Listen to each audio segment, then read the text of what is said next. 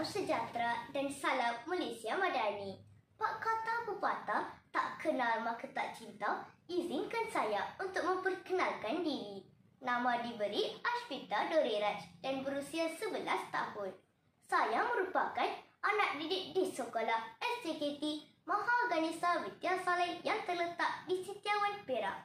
Kod sekolah saya ialah APD 1073. Pada masa lapang, saya gemar meluangkan masa dengan membaca buku cerita.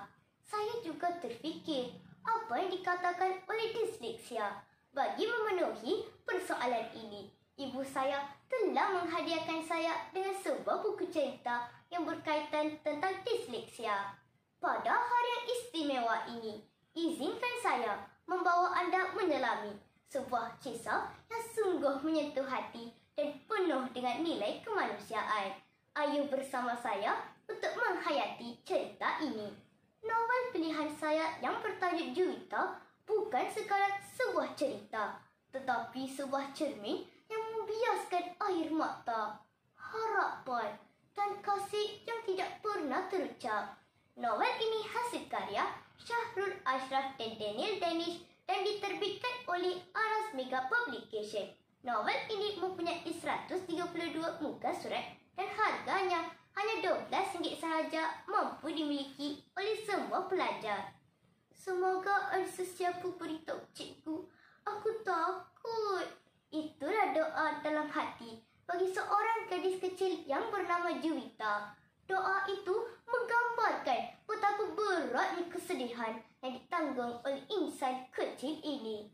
Dari situlah bermulanya sebuah kisah yang menyentuh hati dan membakar semangat. Juwita, seorang kanak-kanak istimewa yang menghidapi disleksia, sering dibuli dan dipinggirkan oleh rakan-rakan sekelasnya. Dalam usaha melarikan diri daripada pembuli, Juwita terlibat dalam kemalangan. Selepas kemalangan, Juwita cedera otak dan hilang ingatan. Dia memanggil bapa kepada lelaki yang melanggarnya, iaitu Datuk Jufri. Datuk Jufri membawanya pulang walau dibantah isterinya Datin Maria. Walau sering dihina dan didera oleh Datin Maria, Juwita tetap tabah, sopan dan menghormati orang tua. Juwita terus didera oleh Datin Maria hingga dimasukkan ke hospital. Di sana, dia disahkan mengidap penyakit sirosis hati dan memerlukan penderma. Datin Maria disahkan penderma yang sesuai dan yang lebih mengejutkan ialah beliau ialah ibu kandung Juwita. Namun takdir mendahului segalanya. Selepas pembedahan, Juwita muntah darah dan tidak dapat diselamatkan.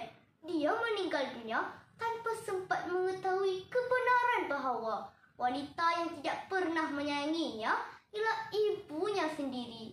Air mata penyesalan tidak mampu menghidupkan kembali anak kecil yang selama ini cuma mahu disayangi.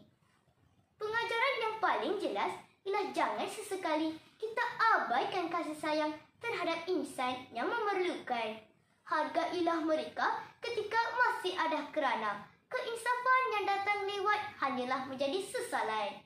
Antara kekuatan di dalam novel ini ialah jalan ceritanya yang sungguh menyentuh hati dan syarat dengan emosi.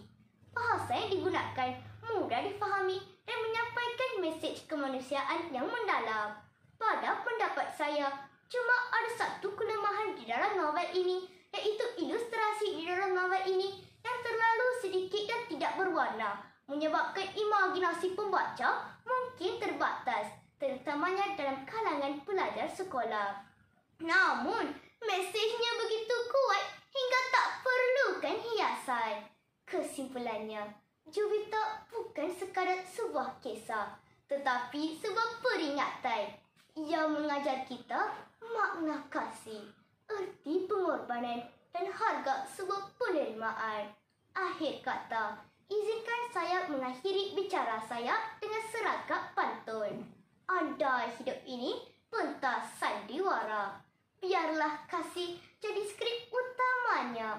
Juwita pergi meninggalkan cerita, namun jiwanya kekal dalam jiwa pembaca. Semoga kisah ini terus menjadi inspirasi kita semua. Sekian, terima kasih.